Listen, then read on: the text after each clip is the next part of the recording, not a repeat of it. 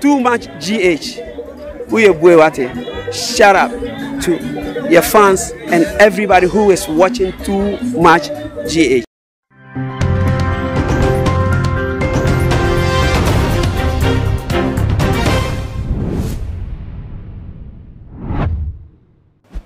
Memo aqua bashunko eba to my GH so Muniaba Mosom for na ama Owuseni na Asuboi menimodi share United say and sema air costo ewo o my galimu and a medibesum mature trending issue. Na sisi akwa se wo mayi emu se wo fifie na wo krase me ko aba ese wo sheda entobo na nka sa asem no ewo entiasem because wo ko ene wo ba enyepe na ninia ne se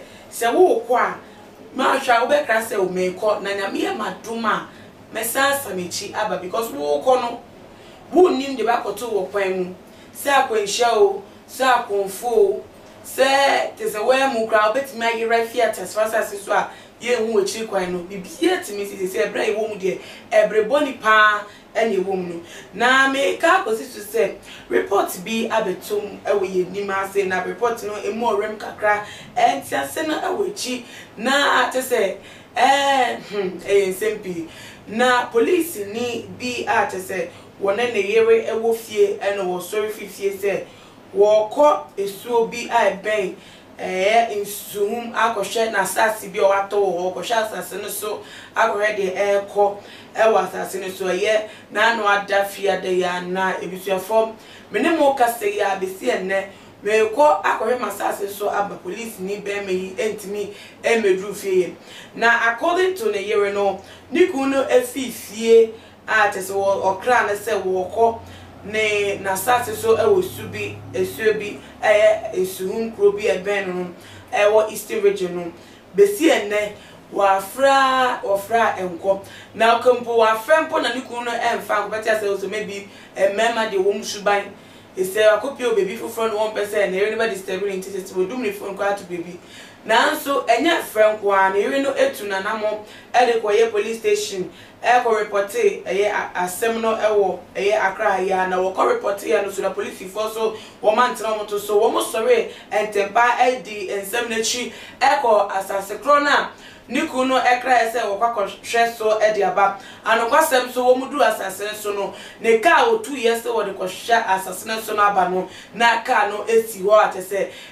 ka ne de akoduru asase so na so munipa no de wo mu hwehwe ya wo mu ehunu na ebiem so ne mbebu a wo mu ewo asubi ebim so suhum no wo mu de wo mu agima atese ewie ben ho enwure twe wo hia asase awodo a wo ye asubi ono no wo mu edi wo mu agima hwehwe wo se ne se wo mehu papa yi police ni abrante wo ha na se hifa de no de wo mu entimi nwe be sister abra me ka to na te se na for kwa ena etimi abeto so ever since se wo krafi fie se wo kwa kwhwa atase so na wa kokodu ne ka kodu ho no no emu de ye hu ne kire kwan no na ne so ebe ka mu atase be si ene wo mu ehu ne kwan no na se wo yira ye se nipa na yi ni fi ne ka mu no mu de na fa baby na hifa pu no de na fa ana se wonu amu krampo atunu anam ti baby de yintimi enkyere na kwa koye se ida se ya kidnapping no ana se wakoto nipa bonifo bi o madini dem edina akoto baby te se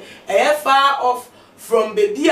asase no ewo because ne ka ne de baby from all occasions se ka ne de otukodru ho asase no so na so no ani pedua no eni ehu ne kira kwa na ntina te se akoye SMP na kiye fendi obi keke police ni abrante police ni atese wo mo na ensure mra ebo ejapade eni papan ho ban ewo ye oman mu nti sa akoto police ni de na to se asem no emu aye rempa mana aye asem kese na se si ade enti asepa ewo mre mu de ewotimi ense de nyada because dem ekika kono wunhu etan akofo enyama omo wunhu obi a wadwo ho adwenbone wunnim da bakohia ni baboni yana so san bi beto a ensem bi se beto because police ni me shop ase wonim se wo kona sase so wakoto bone a enke wonya tempopo emfifie no akoti do de nipo atre asase no so bia e wompo na tese wakodu ama osan no enya beto no nanso nipa system na de ochine mu asem wanenim wotu nika kodu no na sisi di abewie enu no na tese police for akoyo manga so mu nua no na tese mu do beni edi nsem na chi o mpese wo mu say ye kidnap say ye ku na de to baby say land garden semi bi ada sentiment mu ase bi ene wo asase no ho na nam so nti amata say ya friend akọ baby fufo no ogo chine nsem o say tie na ekoso pande a police for ye hwemu gidigidi a awomde epe womunua police ni echira kwan atete omode behunu na de course bia nam so ema ne car etimisi na sase so na so no emu a okra so ko no ye hu le check for 4 days ni no wo mo etimi apene ko masibre na ko si sa brand de na ebusia for futuo na mede ekọ edema ye hu ni ase se se ye nhwe ye hu suye ankasa yen presi eni entem asset na ebeye pepepe se beye asundue kwanso because se si apodie wonu nua poti ye kra no net sen na wonu obi entem asem se di poti ma yesu ni pedi boni a wonwi ko kire wonwi ho se chiri susu aso de beba ene di emfa mba wodwan se sa braid open no de aye ona tese wenya no ho